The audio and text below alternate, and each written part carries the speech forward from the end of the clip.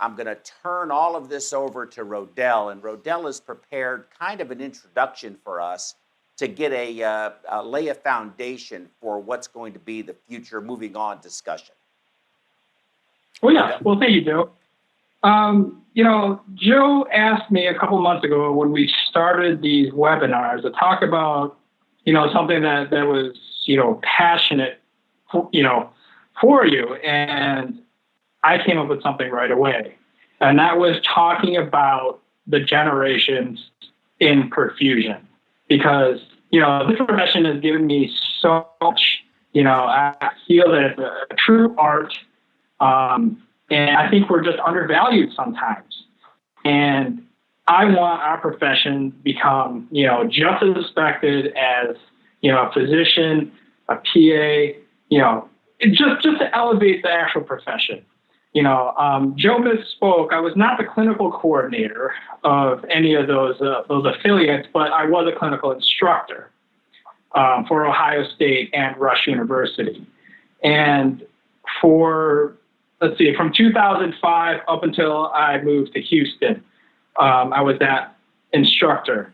And it was quite interesting to watch some of these students come through and, and see what, their passion was or their type of work ethic. Because, they were hungry for jobs, just like I was back then. And their level of aptitude, to me, and this is my opinion, not so much aptitude, but their willingness to learn and to go that extra mile. And that started to perk something into me. And I said, I've had some great mentors throughout my career that in Detroit and in Houston that I can still call upon, and always been great with me. And they are considered the old guard. And they instilled in me this, going that extra mile, showing me that this is an art, showing me that, this is a human life that you are helping with end-stage heart disease. And that was very, very profound to me. So I wanted to give that to my students. And, the first 10 years was like that. Excuse me. So I wanted to know what was going on. So, I had this conversation with my colleagues who are, quote unquote, the old guard. And, and then we hired some of the new students that came out, and we hired them, and they had the same type of work ethic up until this 5 years ago, this quote unquote millennial generation. And I don't want to dump on the millennial generation by any means. I mean, I think they're the lifeblood. I think they bring a different dimension into our profession. It's like maybe I don't have that energy and maybe they bring that. So I'm starting to see that type of perception. Are they coming in just for that check? Are they coming in just because, they see that this is a profession where, like, hey, I can make some money and just pop in, pop out?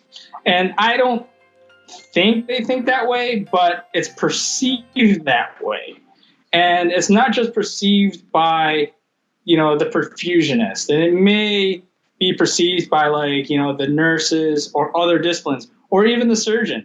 And to me, that is a bad thing. If the surgeon doesn't feel that you will go that extra mile or know what you're doing, it's going to make havoc on your life and the rest of your team's life.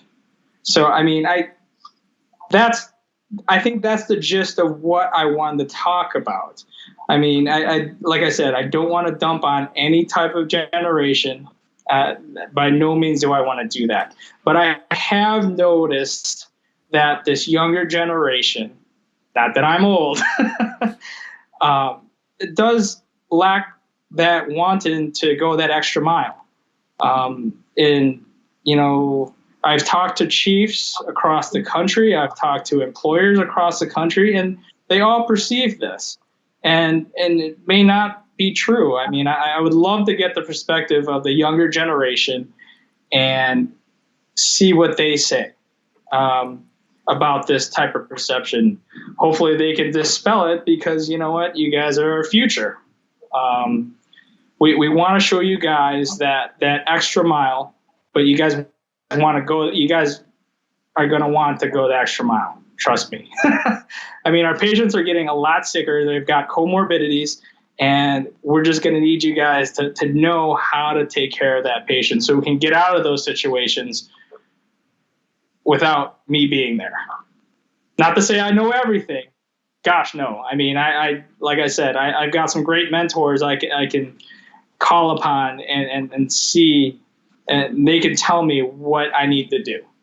So I don't know. How do you guys feel, Joe?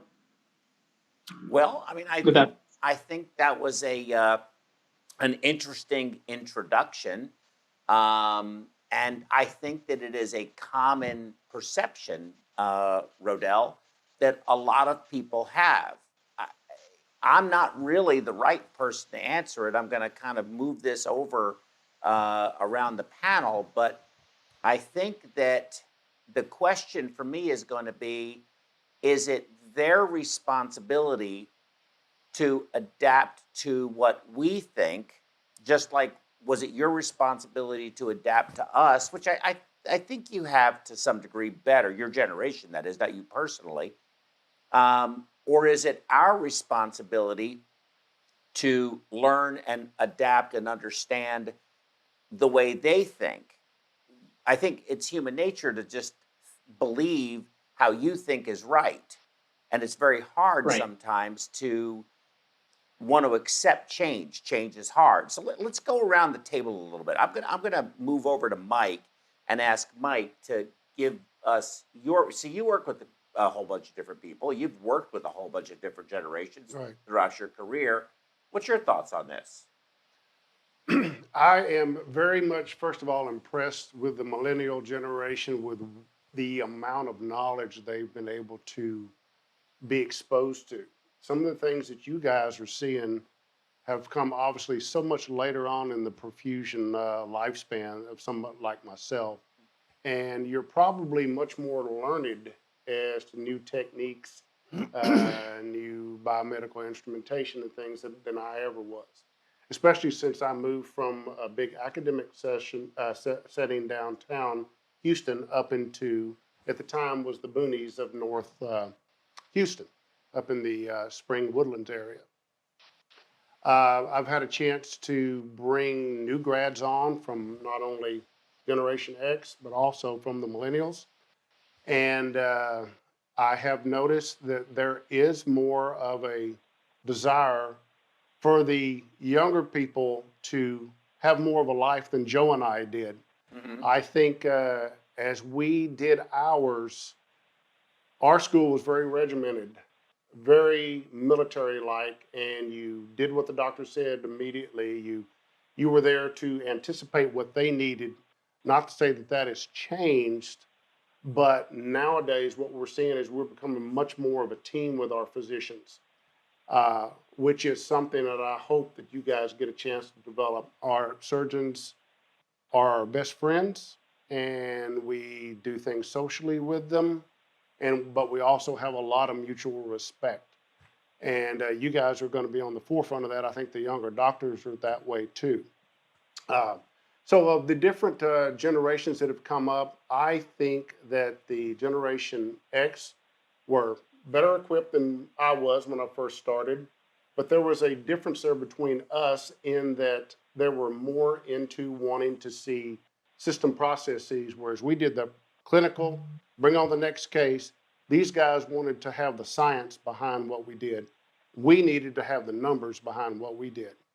The new millennials, I think, have it even better than Generation X did. You guys, I wished I were just now going into perfusion. And I think that what we see from the new generation is they pick up on things more quickly than we did. Computers, simulations, these things, none of this did we have any of this. It was in the OR, that's where you learned. So I think from that standpoint, you're probably better prepared to be out there. but I'm not quite sure that you guys are used to doing the 2 and 3 cases a day that we used to do routinely from our standpoint. From and starting at 5 a.m. and not finishing And until not 10 finishing o'clock until at night. 11 or Yeah. midnight If we at got night. done, if we got out If at we all. got out there that And time. I think you brought up some great points too. I'm looking forward to putting up these slides that I have of these generational differences that were looked at by psychologists that transcend our business, but still, I think our business is just one slice of society. Right. I mean, we're a small fraternity. I mean, I don't know how many people know this, but there's only roughly 4,200 perfusionists in the entirety of North America. So we are a very small fraternity. And I think that you're right. In the old days, we were, pump techs. We were pump monkeys. Pump monkeys. That's what we were. We weren't perfusionists, even though Charlie Reed, and I think Charlie, God rest his soul, deserves a lot of credit for trying to accomplish that. Unfortunately, he wasn't as successful as I think he'd hoped to be. But I think the surgeons have changed. You kind of touched on that. There's no more. You have to be married to have the level of intimacy of the relationship between the perfusionist and the surgeon as it is today. They depend on us for so much. And I think they have changed as well as generations changed. It's no longer those really old dudes that are just really mean. I don't want the pressure at 58. I don't want it at 56. I want it at 57.25, and that's what they wanted. They said jump, you said how high, and that's what it was like, So yeah, I noticed a huge difference between the time I left the profession in, it would have been probably 2000 is when I left the profession, and then came back in 2010, around there, maybe 12. But for one, the surgeons that I was engaging with were younger, and some of them younger than me. But definitely the relationship has been more interactive, and they respect the perfusionist more. And I know we're really talking about, scheduling and time, but there was definitely, you really touched on something, and so did you, on as far as the dynamic of the operating room and where the perfusionist fits in that area. But I think that I have been very impressed with the younger generations as far as their knowledge. They have more than I do as far as the real science behind what we're doing. I am definitely, I went to school, I have the degree, I keep the certification up, but I feel like I'm on the job trained, whereas I know that some of the younger people, they know a lot more, and I've learned from them as well, from what they know, and I've changed some of the things that I do behind the pump as well. But yeah, there are definitely changes. I think they're for the best. I have not really met any younger perfusionists who don't feel this millennial thing, like they just want to eat avocado toast and not work. I haven't experienced that. So, Christina, where do you think the perception is coming from? And I think Rodell, Rodell has, I think Patrick has a unique experience in that he was in this business and then he was in industry. So he got to travel and look at these different places. I think Mike's got his unique experience in the sense that, he's just been in this for so long. He's worked with physicians, nurses, other perfusionists of all different types of age groups. Rodell's coming from I'm saying, I apologize for misspeaking earlier, the clinical instructor at a clinical site for these two training programs. And he clearly, I think, has an impression, which is not uncommon. It's not just his impression, but I think this is something that we've heard. Now, I think going back to your points that you just made, their intelligence and their awareness, I think, comes from, we used to have to use an index medicus. Do you know what an index medicus is? No. Exactly. So they've had Google their entire life. Technologically, the computer, they went from bottle feeding or breastfeeding to a computer. That's, in fact, they were probably swiping the iPad while they were feeding, more than likely. So where's the perception coming from, Christina? I think it has to do with what you were saying about what school was like for for you, or what your training was like and how it was in the very beginning of your career. It was very militaristic, like you said, and it was long hours and tough surgeons and that sort of thing. And it was for us too in school. I mean, it was difficult and it was very structured. But I think it's been a little bit, or I guess intensity is a little bit downgraded, like you said, with the newer surgeons. Mm-hmm. So I think maybe it might be something to do with that, with how it used to be versus now, and the relationship with surgeons and more of a teamwork environment, like you said. But that being said, I don't think that, well, speaking for myself, that we're not willing to go like the extra mile to learn and to know that we're doing a good job and being good perfusionists. Mm-hmm. Do you think that like a really good athlete makes it look easy? And for us, Right. and Rodell, and for Patrick, we had to hit the books, and it was a Yeah. process, and it took a lot of time.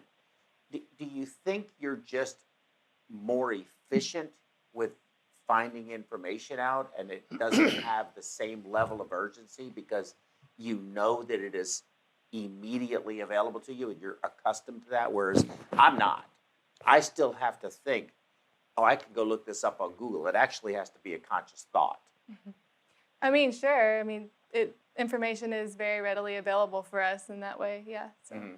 You know, I studied for the boards twice.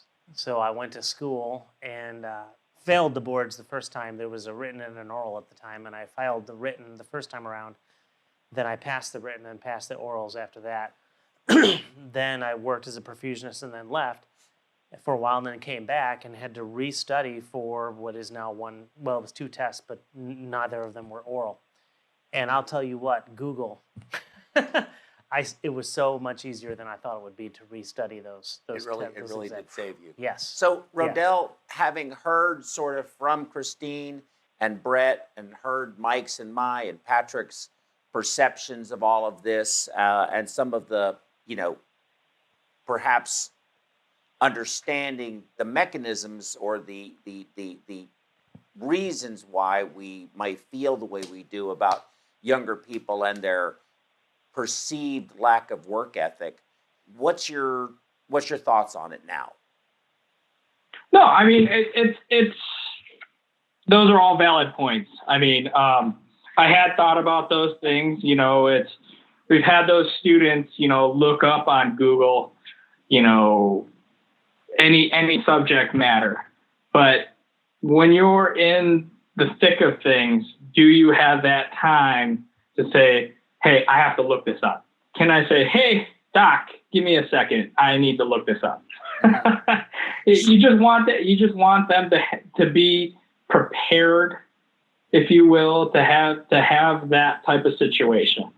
And like Mike said, he's done so many cases, so it's almost secondhand to him. It's that nature, and these guys have made it look so easy. And when even when I was a young perfusionist, I'd look and say like, wow, how did he do that? And you try to emulate it, and it wouldn't be the same thing. You're like, wait a minute, well, what did he do differently? It's that type of thing, and I needed to go back into the books and understand how they did it and why they did it. And I guess Google doesn't always teach you that, is my thing. And do they have the reverence for this profession in that respect? It's where like, hey, I need to be prepared for whatever subject comes at me, and just be prepared for that case, for anything to happen. And I guess that's the way I wanted to prepare my students, not just for my OR, but for when and where they ever ended up. So has it changed? Yeah, absolutely. I mean, the millennials, oh my gosh, can they pull out the Google or any type of search engine and find me anything I wanted? but that's not the way I wanted to get. So, yeah. I'm in that weird realm of old guard and new, where I can embrace the technology, but I also embrace the militant end of it. Oh, you were definitely born 30 years too late. I don't think there's any question about it. But you're welcome. It was a compliment. Okay. I think it was. Yeah, it was a compliment. But so how do you respond to that? Give me a response. You guys, I want to hear what you think about what Rodell just said. Do you revere your profession? Yeah, of course. Okay. I mean- Do you? Yes. Okay. I mean, I totally agree with what he's saying. I mean, it all has to come back to how you were trained. And back in the day, you did learn so much in school, and then you were taught in the clinical field about every possible situation that came up, because every possible situation came up.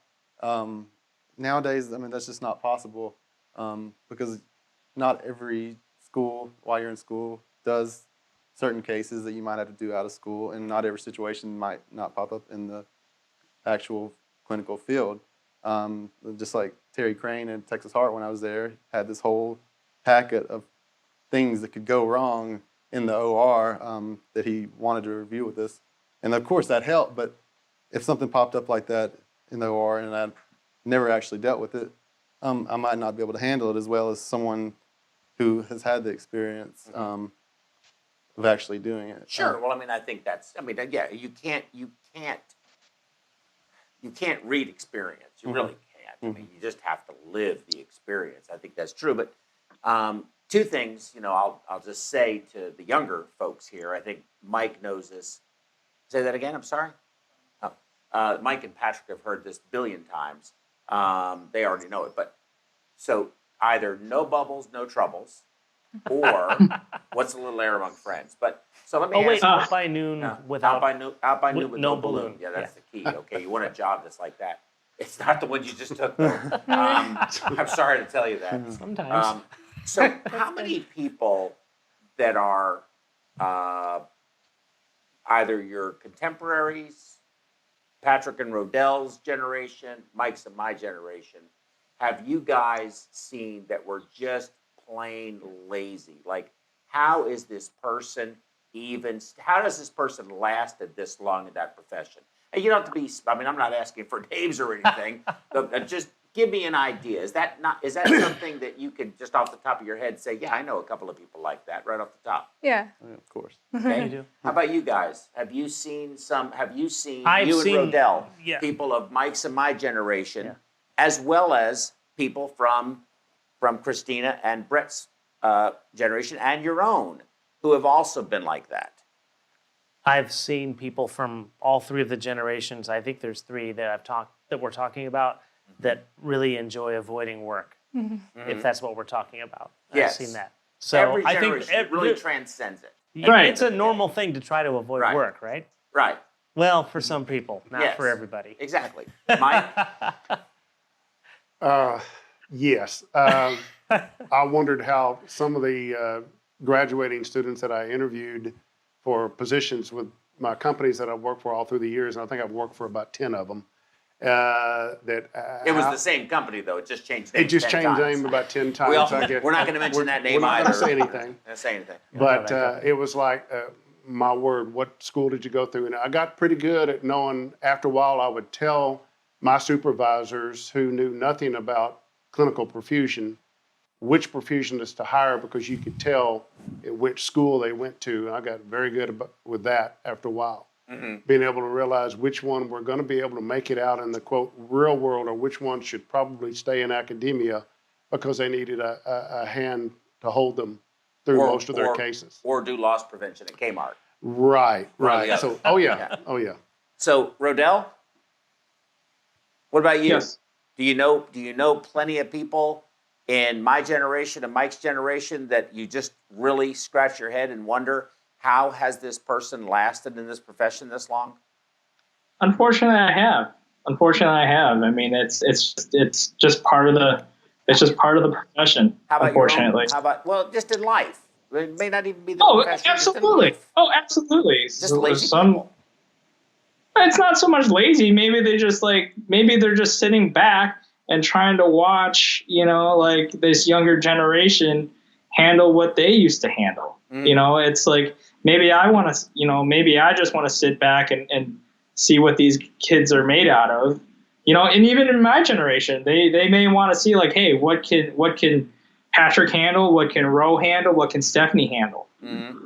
It's not so. It may not even be. It may be another perception thing. It's like they're not so much lazy, or it's like, well, I've had my time. Like, can you handle this? Can you do this? And again, that's why I try to go that extra mile, because I don't want to get caught with my pants down. Well, that's kind of like the law of the jungle, right? The big bear. The big bear's got the best fishing spot until he gets old, and some younger bear comes and kicks his butt and kicks him out of the best fishing spot, and they usually just kind of wander off and die. I guess that's really what's going to happen to us all. When we come back, we're going to be going to a break, and we're going to be having a word from one of our sponsors. A good opportunity to maybe grab yourself a drink or whatever you want to do. You probably need a drink. We're going to start drinking over here too.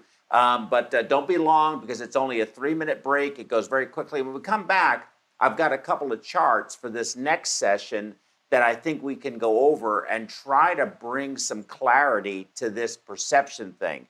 My gut is telling me that a lot of what is perceived is really not a reality. I really am not convinced that the new millennials, or the millennials, I guess, are naturally lazy, and that we, and even to some extent your generation and Rodell's generation, are more enthusiastic about work and harder working. I think our values and what we find important in life may be a little bit different, and I think that's social, but I'll be looking forward to showing you all these charts. So we're going to have a word from our sponsors, quick 3-minute break. Ro, are you going to be able to stay with us and come back and be part of this conversation? Oh, absolutely. Perfect. Absolutely. Thank you very much. Okay, well, and we're also going to take some phone calls when we first come back too. So if you have any if you want to get on the phone now and call in, do it now, and we'll start fielding your questions at that point in time. See you in a minute. Okay, welcome back, everybody. Glad to see everybody back. Rodell, good to see you again as well. Okay, so this second part is titled the old guard versus the new millennials. And I want to start off, and I think we're going to go to a full screen view of this, but I want to show you some of these charts that came out of a textbook by Berkman on generational differences. So it's a generational differences chart, and I think we have that up now. So I went ahead and let's see, I have my clicker here somewhere. Yeah, let's see, I think this is it. Yeah, so I put an X over that, because if you're between the age of 73 and 118 years old and a traditionalist and still pumping cases, please call me, okay? But I don't think the phone's going to be ringing on that. If you're a baby boomer, born, and you're between 54 and 72 years old, which is Mike and I, then you're considered that. Generation X, of course, 38 to 53 years old, Patrick and Rodell. And then the millennials, 19 to 37 years old. And I really found this next slide really intriguing. So if you look at technology, where the blue arrow is, let's see, is it coming up? I think that's the wrong one, Raj. That wasn't the new one. It was number 4. That's okay. I'll use the mouse. That's all right. I'll use the mouse. If you look at the right here, technology, you can see here that for the older generation, it is acquired. For the generation of Patrick and Rodell, it's assimilated. But for the generation of Brett and Christina, it is integral. If you scroll down a little bit more to workplace view on respect for authority, we are skeptical, but are becoming similar to traditionalists. Time equals authority. And in terms of our view on time at work, we are workaholics, invented the 50-hour work week. We were dumb. And visibility, being there, is the key. That's sort of the mentality of people that are considered the baby boomer generation. for the Generation Xers, skeptical of authority figures, will test authority repeatedly. They're project oriented and they want to get paid to get job done. They just get paid to get the job done, period. Whereas the millennials in this particular textbook, psychology textbook, they will test authority, but often seek out, I think it says seem, but it's seek out, authority figures when looking for guidance. They're effective workers, but gone at 5 p.m. Now, clearly not in medicine, but as far as an office is concerned, you really are not going to see, according to this study or textbook, the proverbial light on in the office building after at 9 o'clock with the person sitting there at the desk still working and the boss walking by and saying, "You're still working, Mark? Oh my God, you need to get home to your family." But they stay, they're diligent. They view work as a gig or something that fills time between weekends. I don't know what's wrong with that. To be frank with you, I think that to me makes a lot of sense. As I've gotten older, I've come to realize that I've got just one of these lives. I can't go back and reclaim any of this time. Now, I wouldn't do anything differently as far as, I'm proud of my experience in this profession. I'm proud of the things that I've accomplished in this profession. But did I need to miss every Christmas with my family? Did I need to miss every holiday vacation? Did I need to miss every birthday? At the end of the day, what was more important? At the time, I believe it was work. I think that was external social pressure of our generation and how we got brought up. I don't necessarily believe that it's right. Nevertheless, moving on, and so forth. Now, view on work-life balance. The older generation, the boomers, hesitant of taking too much time off from work for fear of losing their place on the corporate team or in the perfusion practice or group or whatever you may be. You want to be seen there all the time, the go-to person, so to speak, always available. As a result, terrible imbalance between work and family. Listen, I read this and I said, Jesus, this just describes me. I mean, it is me. Is it you? Yes. The same thing. Mm-hmm. Rodell and Patrick, because parents who are boomers like us and workaholics, they focus on clear balance between work and family. And I think I know both of you. Now, you more so than you, Rodell, but I've seen this in your age story, and I think it's great when I hear, I really need to take, I really want, not need, I want to take my children to this. And I'm proud of the fact that you guys sort of have that approach. I want to go to a family event. I want to do something because it's more meaningful than anything else that we do. Now, sometimes it does get interrupted. We're all in a profession where, we're responsible for saving people's lives. I think it's critically important that we recognize that. But not every day or every situation should fall upon us as practicing clinical professionals in surgery and perfusion and cardiac surgery. When you go take a job someplace, that's got to be one of the questions. That has to be one of the things. And I think that as a society, we need to start recognizing that more. That when I do my talk on the staffing, I'm going to bring up some more of these points, more with a little more specificity to it. But we need to expect more of our employers in terms of what is an appropriate work-life balance, and not just I'm your employee, therefore I am your slave, and I am here for you 24/7. Because as an employer, we love people like that. We want to get the most work we can out of any one person for the least amount of money. And you guys want to work, not you, all of you, but some people, I think, reasonably, fairly, and righteously want to work to some degree the least you can for the most amount of money. And somewhere in there, there's a balance. Those are the extremes. And somewhere in there, there has to be a middle ground and a balance. So I'm just pointing out extremes at this point. You guys not only balance with work and life, but balance with work, life, and community involvement and self-development. Flex time, job sharing, and sabbaticals will be requested more by this millennial generation. And I think that, Ro, in my view, I think that that is that's something to me that just simply makes sense. What say you? I'm sorry, Joe. I missed that question. That you broke up a little. Well, bit. your opinion of all of those, that I can't really go back, but your opinion of all of those different characteristics, do you see that as being an accurate representation of the personalities of the generations? I think it's a fairly good representation of the generation. It's generalized to the point where, like, hey, I see myself in that generation. I see myself within that, and a little bit of the baby boomer as well.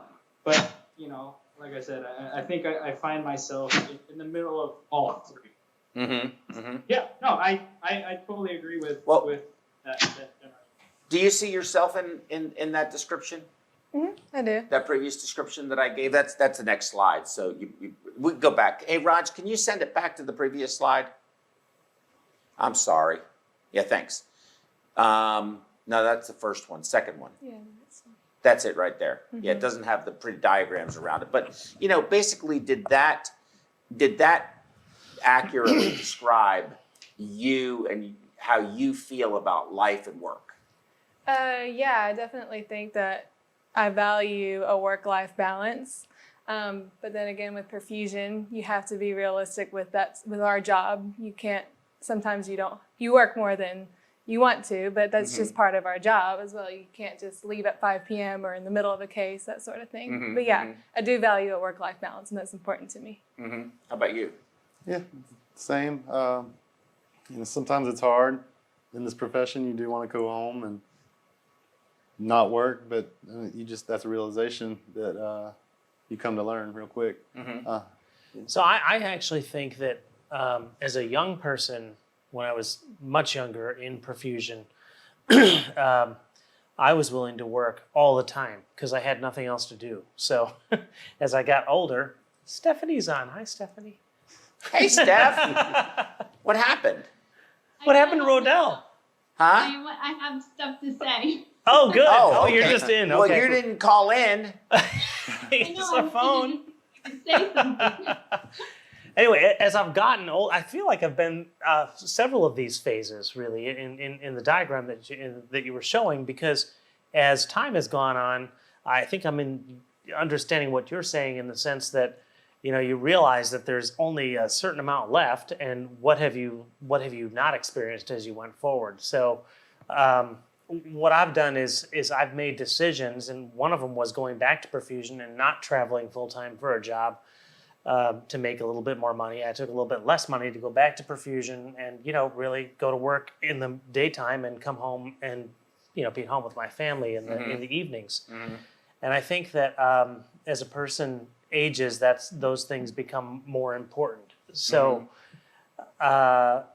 it may be a generational thing, but I think also everybody kind of goes through these phases, and I'm pretty sure that as I get older, I'm going to want to take a sabbatical. That sounds really good. You mentioned that word. No, you can't. You're not a millennial. Those are only I can't for do that? millennials. Yeah. Mike. Well, being at the actual end of my perfusion career and only having about another 2 years of full-time work to go, I think what I always decided, and I got it from my parents, instilled in me, work hard, and then you'll get that retirement quicker if you do that.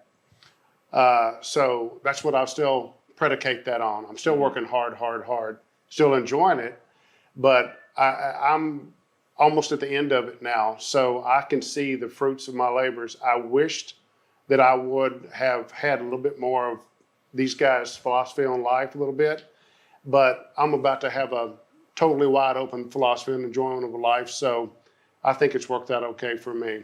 So let me ask you a question, and this is kind of this may be an odd question, okay? Maybe and it may be really tough for you to answer, but I want you to really think about it before we go to Stephanie because she's chomping at the bit. I can see her over there, and 10 years ago, Yeah. you have a family event that you want to go to. Beeper goes off, cell phone goes off, whatever it might be, and you've got this disaster case that one of the surgeons you've worked with for a very long time calls you up on the phone personally Mm-hmm. and says, Mike, I really need you to get to such and such a hospital because of this. Now, it's going to interrupt this family event. You're going to miss whatever this family event was for that evening. Right. But you go in there and you do that case. Patient does or doesn't make it. Let's just say, for the sake of the argument, they survive this episode and do well, and you know you contributed to that. At the end of the day, would you have preferred to have the family, to have not had that call and gone to the family event, or had that call and participated in the care of that patient?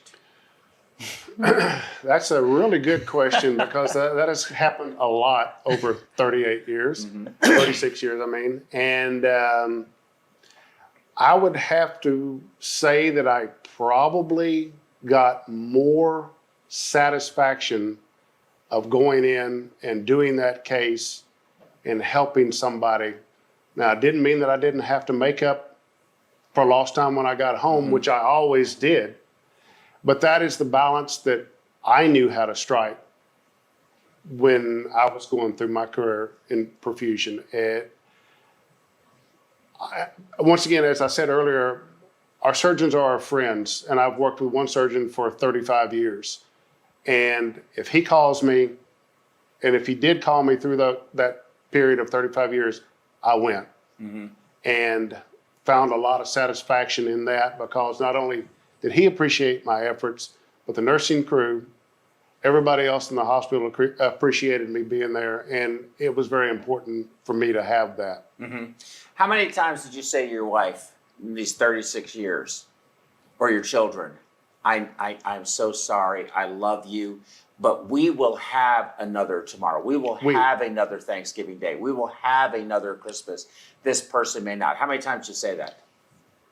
Countless. Can't even count. Too many to count. Can't even count. So how would you feel about that, Christina? How would you feel about your planned family event that you're not on call? You're just getting a call, okay? And that's what the call is. Would you feel like Mike more gratified? Because I'm the same way. I have that same feeling. We're not saying it's right. We're not saying it's better. No. We're just simply saying it's how we feel. How would you feel? I think I would be the opposite. I would get less satisfaction out of going and more out of being with my family. But I mean, if we're not on call, especially, like tell the person who's on call. But I guess you have to do what you have to do also. That's true. But and like I said, there's no. What's your view on that? Where would you get more satisfaction out of the family event, or the taking care of that patient? I sort of lean more towards Christina's side too, but in the same way, I mean, I would get satisfaction out of knowing that I'm helping someone. So you would accept it, but you wouldn't have a sense of satisfaction. I wouldn't be happy going in. Right. Again, like I said, there's no right or wrong to this. I mean, really, there's not. It's important, I think, for everybody to understand this, because I think that that's what the chart showed. What is important to you is just different than what's important to us. And I think your generation, I'm curious about something. Your parents, were they more like us or were they more like you? Well, my parents are engineers, and there were times when I was growing up that my dad would get called in for different things and have to miss stuff. So I guess more like, well, I don't know. I think it's still a balance. It's a different situation. You know, they're not But he missed a lot of things. not a lot. Not a lot. Not a lot. I mean, Okay, he how missed about you? things, but No, my mom was a single mother. I was Gone a single lot? child. She worked to support us, but she was always at family events. Didn't miss much her So job. you really don't have Yeah. the experience. No. Maybe Yeah. you do. What about you guys? My parents were around. They were very much around. How about you, Steph? Well, I know your mom was around. She's right there. That's right. She's in here though. Definitely. So And they you so value time off and time with family more than money. Is how I grew up. well, that's another question. That's another good. You And- just brought. So but you have the floor now. You have apparently wedged Rodell out. I think he's I sitting. think he's still on the I side think there a little we bit. can see his arm. We can see his shirt. Hey, Ro. I just wanted to make one comment. That's all. Okay. I just wanted to say something from the perspective of being a woman in the profession and also a single mom. When I first started out, it's been almost 20 years ago. If I would have valued or outwardly valued time with my family more than work, or said, I can't be there, I have an appointment with my kid, I think that I would have looked very weak. And I think that I was always fighting to look strong in a more like a man's profession. And then I noticed when the younger generation was coming and they were saying, oh, I need a sabbatical or I can't do that.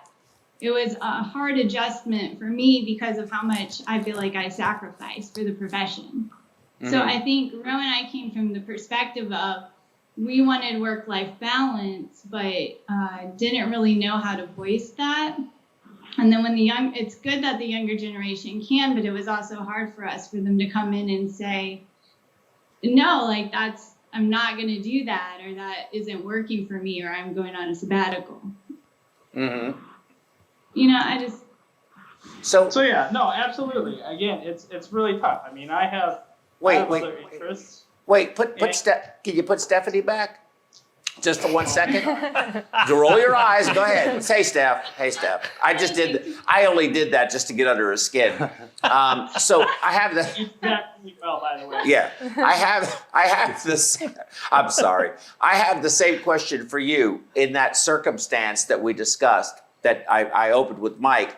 Which would you have found if you missed your daughter's dance recital because you got personally called by a surgeon who said, Stephanie, I need you in here to do this case. You're not on call, but you're going to miss your daughter's dance recital in order to go do this procedure. Where would you have, at the end of the day, derived more satisfaction personally and professionally? So I love my job and I love my profession, and I get so much satisfaction out of doing a good job and helping people. But in those moments that add up over the years, I would much rather have been able to be with my daughter and not miss those things than to get the satisfaction of like, I feel great. Like I saved someone, I did a great job today, but I feel like there does have to be a balance, you know, because it can become year after year of missing things, and that over the long haul isn't worth it.